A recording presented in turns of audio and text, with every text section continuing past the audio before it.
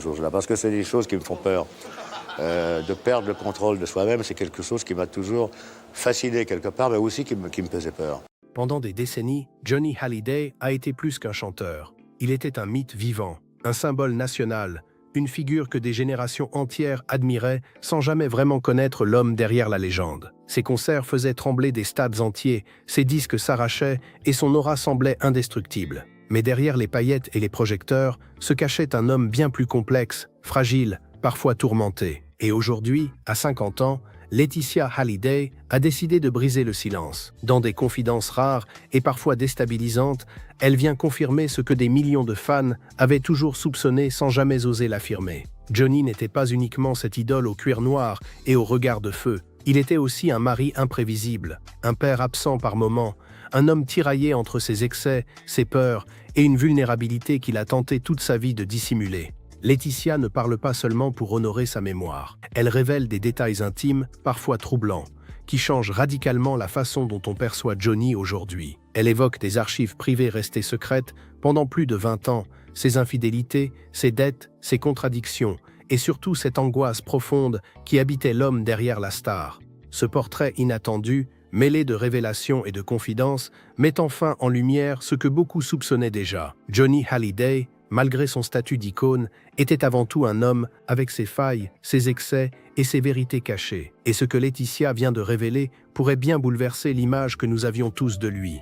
L'un des points les plus fascinants révélés par Laetitia concerne les fameuses 700 heures d'archives privées que le chanteur avait accumulées au fil des années. Ces enregistrements, ces images inédites et ces notes personnelles couvrent près de 20 ans de sa vie. Ce ne sont pas seulement des vidéos de concerts ou des répétitions, ce sont aussi des moments de doute, des instants volés en famille, des confessions faites à huis clos, des séquences qui montrent Johnny tel qu'il était vraiment, sans mise en scène, loin des caméras officielles. Laetitia explique que ces archives pourraient bien changer l'opinion que certains avaient de lui, car à travers elles, on découvre un homme qui oscillait constamment entre deux extrêmes, la star flamboyante, sûre d'elle, et l'homme rongé par la peur de ne pas être à la hauteur. Ces images mettent aussi en lumière des aspects de sa personnalité que l'on n'osait qu'imaginer. Les rumeurs disaient depuis longtemps que Johnny pouvait être à la fois tendre et explosif, généreux mais imprévisible. Les archives viennent confirmer cette dualité. Elles montrent des scènes de joie avec ses filles Jade et Joy, mais aussi des moments de solitude où le doute le ronge.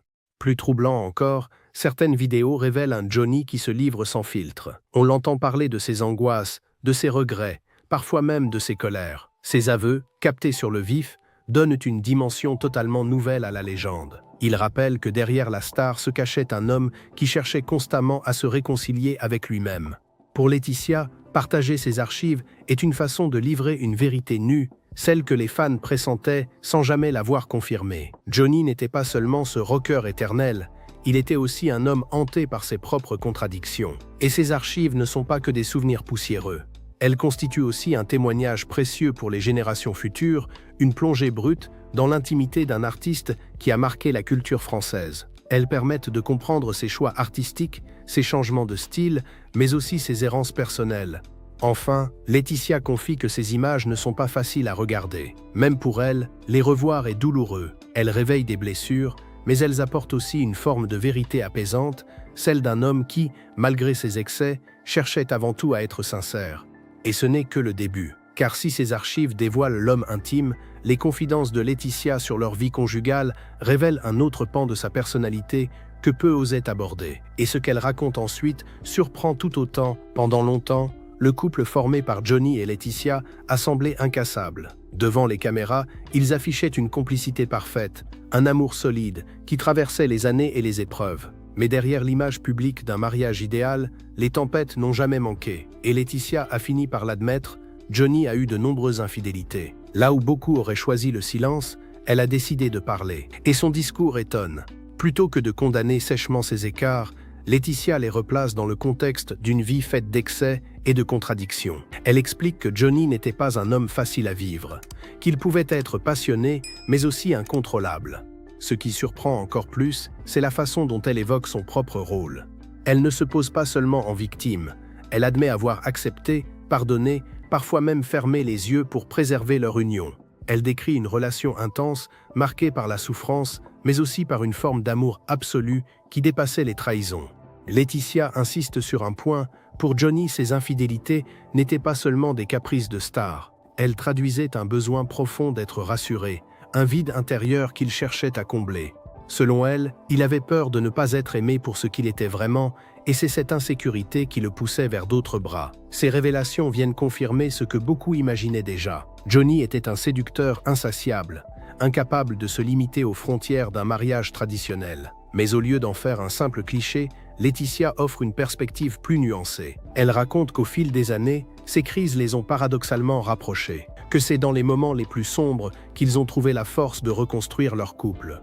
Elle se souvient de disputes explosives, mais aussi de réconciliations passionnées, où Johnny lui jurait qu'elle restait l'amour de sa vie. Ces confidences dessinent un portrait d'un couple hors norme, à la fois brisé et renforcé par les tempêtes. Ce n'était pas une belle histoire parfaite, mais une lutte permanente entre passion, trahison et pardon. Et si Laetitia a choisi de rester, c'est parce qu'elle voyait au-delà des erreurs de Johnny. Elle voyait l'homme fragile, l'enfant perdu derrière la rockstar. Au fond, ce qu'elle révèle, c'est que leur couple reposait sur une vérité brutale. L'amour n'efface pas tout, mais il peut survivre à presque tout.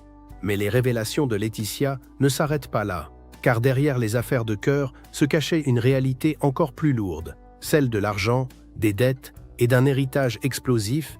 Lorsqu'on évoque Johnny Hallyday, on imagine immédiatement la richesse, le succès, les villas luxueuses à Los Angeles et à Saint-Barth. L'image d'un homme comblé qui avait tout, l'argent, la gloire, le confort.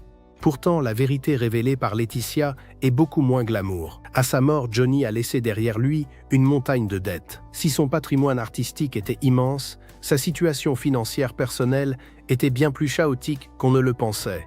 Certains dossiers fiscaux restaient non réglés, des créances étaient toujours en cours.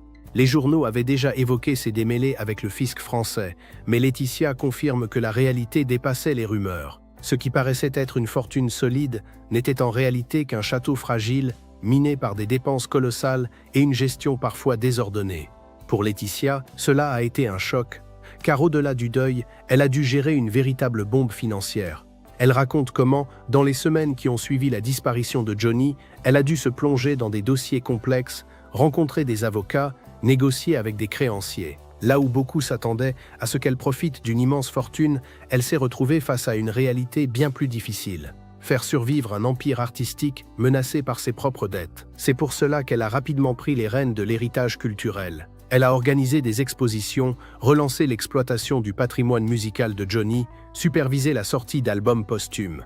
Non seulement pour entretenir la mémoire de l'artiste, mais aussi pour assainir une situation financière critique. Chaque projet, explique-t-elle, n'était pas seulement un hommage. C'était aussi une manière de garantir la pérennité de ce qu'il avait construit. Mais cette gestion n'a pas été sans conséquences. Les enfants aînés de Johnny, David Hallyday et Laura Smith, ont très vite contesté certaines décisions. Ils craignaient que l'exploitation posthume de leur père devienne un simple business, déconnecté de son art. Ils se sont aussi sentis lésés par la répartition de l'héritage, ce qui a alimenté des tensions déjà existantes. Ce que révèle Laetitia, c'est que derrière la façade de l'icône rock, Johnny avait aussi ses zones d'ombre financières. Une vérité que beaucoup soupçonnaient, mais qu'elle vient aujourd'hui confirmer.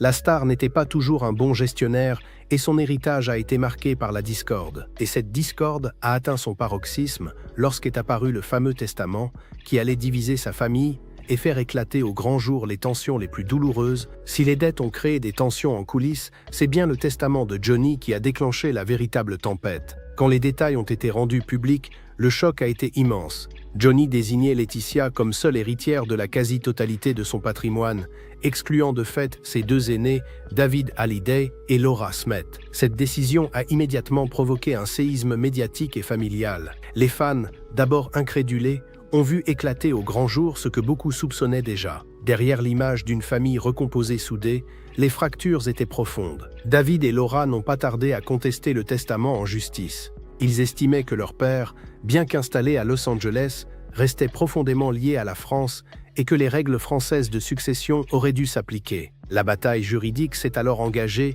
étalée sur plusieurs années, alimentant la presse people et divisant l'opinion publique. Les avocats se sont affrontés sur des points complexes, la résidence fiscale de Johnny, la validité du testament américain, la protection des enfants mineurs Jade et Joy. Chaque audience devenait un spectacle médiatisé, suivi avec passion par le public, comme si l'idole continuait de faire la une même après sa disparition. Dans cette tourmente, Laetitia a souvent été présentée comme la grande gagnante, celle qui héritait de tout. Mais ces révélations apportent une nuance. Elle explique qu'elle a vécu cette période comme une épreuve déchirante, non seulement à cause des attaques médiatiques, mais aussi à cause de la douleur personnelle de voir la famille éclater. Elle affirme que Johnny avait pris sa décision en toute conscience. Selon elle, il voulait avant tout protéger les plus jeunes, Jade et Joy, qui dépendaient encore entièrement d'elle. Cette guerre familiale a laissé des traces indélébiles. Elle a aussi terni, pour beaucoup, l'image de Johnny. Car si le chanteur voulait protéger Laetitia et ses filles, il a créé une fracture avec ses aînés, une fracture que certains estiment irréparable. Le public, lui, s'est retrouvé partagé. Certains ont reproché à Johnny de privilégier sa dernière famille au détriment de ses enfants aînés. D'autres ont vu dans cette décision la preuve ultime de sa confiance envers Laetitia. Mais quoi qu'il en soit, le mal était fait. Le testament avait transformé une famille déjà fragile en un champ de bataille. Et c'est là tout le paradoxe. L'homme qui chantait l'amour et l'unité a laissé derrière lui un héritage marqué par la division. Un testament qui, au lieu de rassembler, a confirmé ce dont beaucoup se doutaient. Johnny n'avait jamais réussi à concilier toutes les parties de sa vie. Mais si les querelles d'argent et de succession ont fait la une, elles ne sont qu'une partie de l'histoire. Car derrière les chiffres et les avocats se cache une vérité plus intime, plus bouleversante. Les peurs profondes qui habitaient Johnny tout au long de sa vie, derrière ses lunettes noires et son blouson de cuir, Johnny Hallyday donnait l'image d'un homme invincible. Aux yeux du public, il était ce colosse inébranlable, capable de faire vibrer un stade entier d'un seul regard. Pourtant, selon Laetitia, il était hanté par des angoisses constantes, parfois même paralysantes. L'une des plus grandes peurs de Johnny, celle d'être oublié. Malgré sa carrière immense, ses millions de disques vendus et son statut d'icône, il vivait avec la crainte que tout s'arrête du jour au lendemain. Chaque nouvel album était pour lui une épreuve. Chaque concert, une remise en question. Ce n'était jamais gagné d'avance. Il se demandait toujours si le public serait encore là, si sa voix tiendrait, si la magie opérait une fois de plus. Il avait aussi peur de l'échec. Derrière ses succès colossaux se cachait une vulnérabilité étonnante. Laetitia raconte que parfois, avant de monter sur scène, il pouvait être en proie à des crises de doute, se demandant presque s'il méritait encore cet amour inconditionnel du public. Paradoxalement, plus il était acclamé, plus cette peur grandissait, comme s'il craignait qu'un jour, tout cela s'effondre. Ces contradictions étaient le cœur de Johnny. D'un côté, l'homme flamboyant, sûr de lui, adulé par des foules entières. De l'autre, un être fragile, inquiet, qui cherchait en permanence à se prouver qu'il méritait cet amour. Et ce contraste n'était pas seulement professionnel. Il rejaillissait aussi dans sa vie intime. Car Johnny avait un besoin presque vital d'amour et de reconnaissance. Laetitia raconte que dans leur quotidien, il cherchait sans cesse à être rassuré. Il voulait qu'on lui répète qu'il comptait, qu'il avait de la valeur en dehors de la scène. C'est peut-être ce qui explique ses infidélités, ses excès, ses choix parfois destructeurs. Derrière le rocker, il y avait un homme qui tentait d'apaiser un vide intérieur qui ne le quittait jamais. Ces révélations surprennent, mais elles rendent aussi Johnny plus humain. Car elles confirment ce que beaucoup pressentaient sans jamais en avoir la preuve. Johnny n'était pas une machine à tubes insensibles, mais un être vulnérable, rongé par ses propres démons. Il y a aussi cette peur, plus intime encore, que Laetitia évoque avec une sincérité désarmante, la peur de la solitude. Johnny, malgré sa vie entourée, craignait les silences trop lourds, les nuits sans bruit. Il avait besoin de présence, de chaleur, de vie autour de lui. Cette insécurité constante expliquait sa difficulté à rester seul et sa tendance à chercher l'adrénaline dans les excès. En fin de compte, c'est ce mélange de puissance et de fragilité qui le rendait fascinant, car il incarnait une vérité brute, celle d'un homme qui vivait intensément, quitte à se brûler les ailes. Et ce contraste, entre grandeur publique et vulnérabilité privée, est sans doute la clé pour comprendre pourquoi Johnny reste une figure aussi mythique. Mais toutes ces contradictions ne seraient rien sans le portrait global que Laetitia dresse de lui, un mélange d'ombre et de lumière, qui dessine enfin le vrai visage de Johnny. Toutes ces révélations mènent à une question centrale. Qui était vraiment Johnny Hallyday? Pour Laetitia, la réponse est claire. C'était un homme d'une complexité rare, impossible à enfermer dans une seule image. Oui, il était la star flamboyante, le rocker qui faisait rêver la France entière. Mais il était aussi ce mari parfois absent, ce père imparfait, cet homme tourmenté par ses choix. Elle raconte qu'il pouvait être extrêmement généreux, qu'il aimait offrir sans compter, qu'il savait se montrer tendre, protecteur, presque enfantin dans ses élans d'affection. Il pouvait surprendre en organisant une fête improvisée, en faisant un cadeau extravagant ou simplement en partageant un moment simple et sincère. Mais à l'inverse, il pouvait aussi se montrer colérique, dur, imprévisible. Ce contraste permanent rendait la vie avec lui à la fois exaltante et épuisante. Cette dualité, beaucoup l'avaient pressenti, mais en l'affirmant ouvertement, Laetitia confirme ce que l'on se doutait depuis toujours. Derrière la légende, il y avait un homme fait de contradictions, capable du meilleur comme du pire. Elle insiste aussi sur un point rarement évoqué. Johnny avait une immense sensibilité artistique. Derrière son image de rocker viril, il passait des heures à écouter de la musique, à écrire, à chercher la note parfaite. Sa créativité n'était pas qu'une posture, elle était vitale. Et parfois, c'est cette sensibilité qui le rendait fragile, qui l'exposait encore plus aux tempêtes de sa vie personnelle. Un autre aspect souvent méconnu que Laetitia souligne est son rapport à la famille. Contrairement à l'image d'un père absent, Johnny voulait profondément être présent. Mais il ne savait pas toujours comment. Ses tournées, ses excès, sa vie démesurée l'empêchaient de trouver l'équilibre. Il oscillait entre des élans de tendresse et des périodes d'éloignement.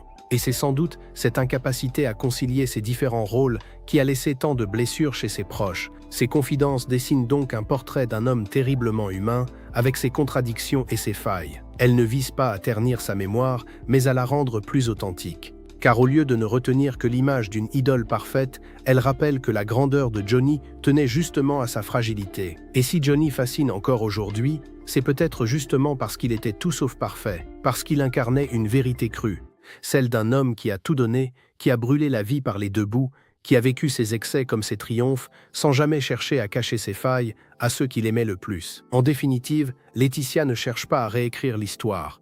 Elle veut simplement montrer que Johnny n'était pas qu'une statue de marbre intouchable. Il était un homme avec ses contradictions, et c'est aussi pour ça qu'il continue de toucher autant de monde. En partageant ses confidences, Laetitia Hallyday a fait plus que lever le voile sur quelques secrets intimes. Elle a confirmé ce que des millions de fans avaient toujours pressenti. Johnny n'était pas une idole parfaite, mais un homme profondément humain. Les archives révèlent son intimité, ses doutes et ses contradictions. Les confidences sur ses infidélités et ses excès rappellent que sa vie n'était pas une route sans obstacles. Les dettes et le testament montrent que même les légendes ne sont pas à l'abri des querelles familiales. Et ses peurs intimes dévoilent une fragilité qui rend son parcours encore plus extraordinaire. Au fond, ce que Laetitia confirme aujourd'hui, c'est que Johnny Hallyday a toujours été à la fois deux choses, une légende inoubliable et un homme imparfait. Et c'est cette dualité qui fait que, même après sa disparition, il continue de fasciner, de diviser et surtout d'émouvoir. Alors oui, Laetitia vient de dire tout haut ce que beaucoup pensaient tout bas. Johnny avait ses démons, ses failles et ses secrets. Mais peut-être est-ce justement ce mélange d'ombre et de lumière qui le rend éternel. Et vous,